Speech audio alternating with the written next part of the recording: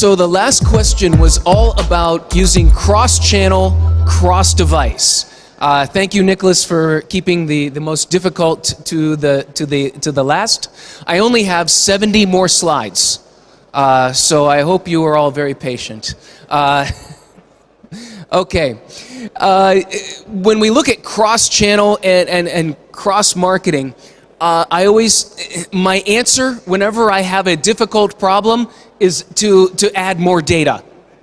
If I have more data, I can make better decisions. And so if I have a difficult decision to make, I always ask for more data, because that will assist me in understanding more of how I can develop this.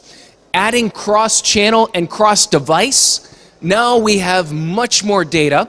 And as far as device, we're going to be seeing more and more data produced to help us understand how people use different devices.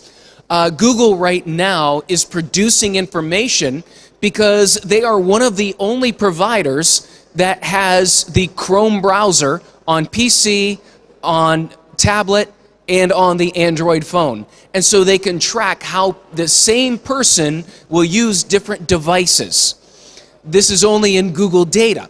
Hopefully we should be seeing more and more data improving like that, but that's really going to add a different dimension to the ability we have to target people the way they want.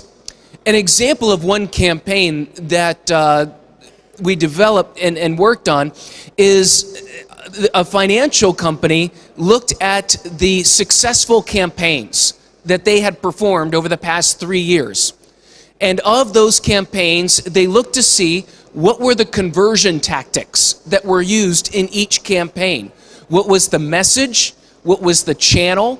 And how was that campaign conceived? They then looked at, well, based on the channels, which emails resulted in a higher registration, which pay-per-click campaigns, which landing pages. They took all of that information and put that all down to distill what were the best factors. They then went to a data management provider, and of their conversions, they looked to see from a geo perspective, where were those customers located? Where were most of those customers that they acquired over the past 3 years? Where were they located? What was their typical income? And what was their credit score? They then put together a target of a specific kind of audience that they wanted to reach. So based on all of that data, they then predicted this is the kind of audience we want. We want this kind of audience that we know that we are doing well. The micro segment that is doing well, and you can make it even more profitable. And then they also identified underserved segments.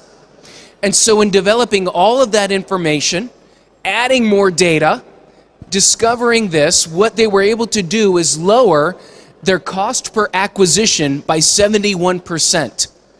And by doing that, and also by targeting their already existing knowledge base of what makes a good customer, they increased their growth from the campaign by 450%. So the answer is always add more data, increase data. And so taking the best of direct and digital and putting this together, you see what direct enables us to do is, one thing I've always learned from direct marketers is that the value is the list. The value is the list, the people you are marketing to.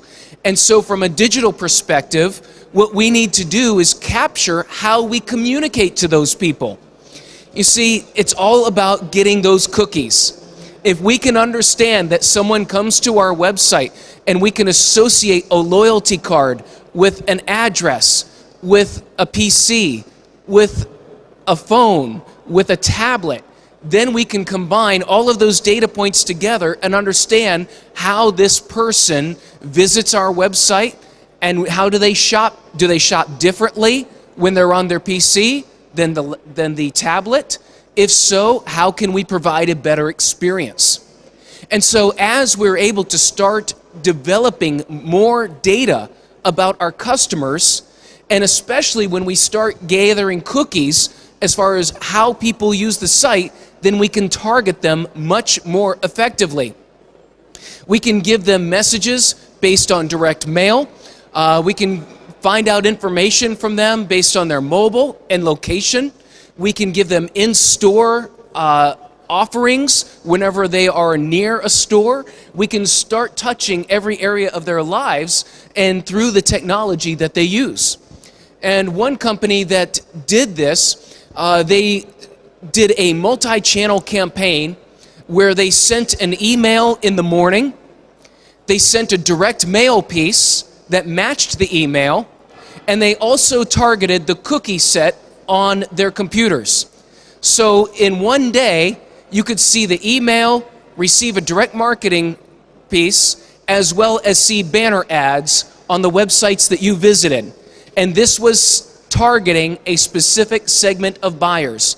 And in doing so, they saw incremental increases across all channels, including the overall campaign increasing, because they used a multi-device, multi-channel campaign to target their most profitable customers, and everything improved as a result. I'm going to do a little bit of forecasting and talk specifically about single channel ownership. In doing work with some mobile companies, we're seeing some very exciting things that even though people have PCs, tablets, the phone is becoming the most valuable piece of equipment anyone has. We are more aware of where our phone is than where our wallet is. And Google and Apple have started combining the phone and the wallet. You've seen it with Google Wallet, with Apple Passbook. These are now native applications in the phone. And it's going to give retailers a direct path to the customer. I think this is going to take away from social media because brands will be able to communicate direct to their consumers, give them offers directly based on whatever information they choose. So right now, in early passbook campaigns that brands are running, we find that there are more conversions of customers on using passbook than other mobile campaigns. And missing some numbers here. The number is we see 64% more conversions from passbook than other mobile campaigns. 32% of customers who clicked on a passbook offer redeemed that offer in the store. 32% of customers, and 24% increase in average order value of people who use passbook. And so what we're seeing is, despite more and more devices, people are really focused on one device. And brands are going to leverage the use of Passbook and Google Wallet to enable a one-to-one communication with the consumer. And it's going to become a mobile personal marketing specific to you, your buying history, your tendencies, your location, and what you share. That's going to enable the brand to market to you personally. I'm going to open it up for questions after this. Okay, yes, so we have a few minutes remaining for questions. We're already out of time. Okay, one question here. You already have a book, no? I have another simple question. If one of your channels is offline, like billboard or TV or flyer or whatever, how can you track them? There are some analytics programs that will enable you to track TV better than others. Usually when we do anything offline, we use a vanity URL. So that if you do billboards, you use one URL for the billboards, so that you can track how many people see the billboard and then type that in. Same thing with TV, you can use a vanity URL, and some analytics will be able to use some data and translate that. So if you know where that TV commercial was on air, and you can track what time it was, you'll be able to isolate that in your analytics. But usually for offline, vanity URLs are the best way to track that specific channel. One more question? Okay. Are you sure? Well, yes, one last. It's actually a combination of questions, but I love online shopping. So I spend a lot of time shopping. I mean, I use my tablet to browse at night, and then I buy on laptop, etc., etc. And companies like Amazon, they do a fantastic job. Because I have my login, I can browse, and it's already saved when I go to laptop, etc., etc. But there's still a lot of retailers who are not doing it. That's one point that I just wanted to mention. But it's touching on and offline, joining the dots. So, for example, I can browse on their website on different devices, and then I can sometimes go and buy in the shop. Also, I see some retailers, they do ask my email address, and once I just asked, why are you asking my email address? And I said, well, so that we can put it on the record, which means they are trying to combine online behavior with offline conversion. Do you see that happening? You're from the States, and I'm from the UK. Yes. So we're trying to do that in the UK, but I'm just wondering how it is panning out in the States or in other countries. Oh, absolutely. You know, the amount of loyalty cards. I now on my phone I have an app for all my loyalty cards. Because if I were to carry all my loyalty cards, it would be a stack about that big.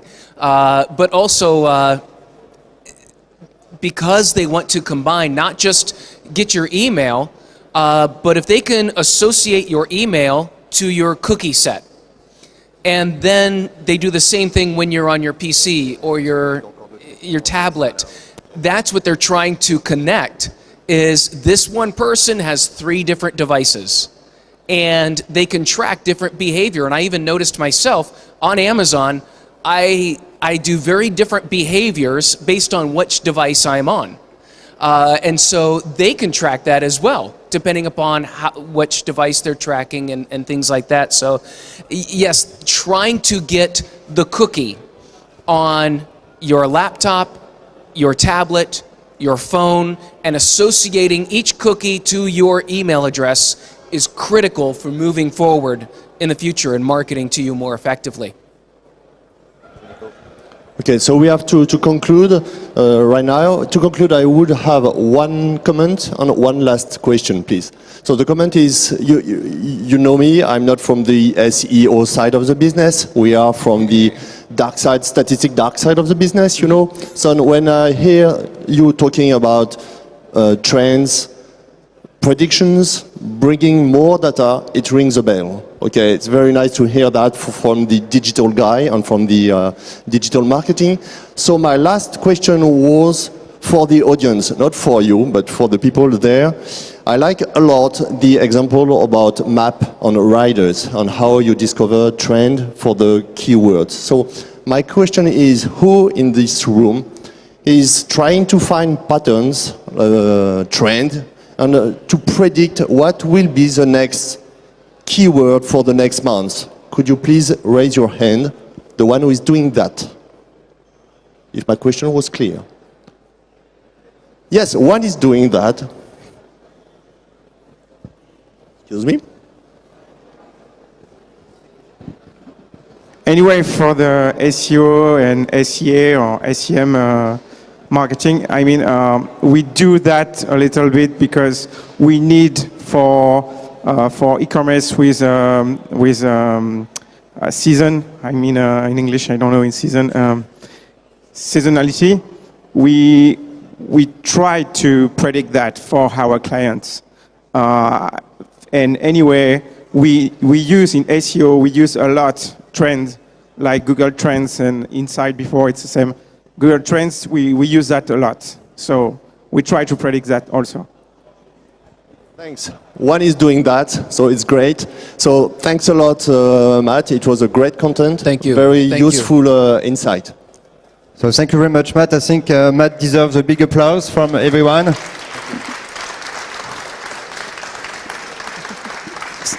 So if you have still more questions that you would like to ask Matt will be at the Gigapero right now. So Gigapero is on the right. You turn right and you go to the bar of the Lille Grand Palais. So thank you very much everyone for attending and staying for 1 hour and 30 minutes.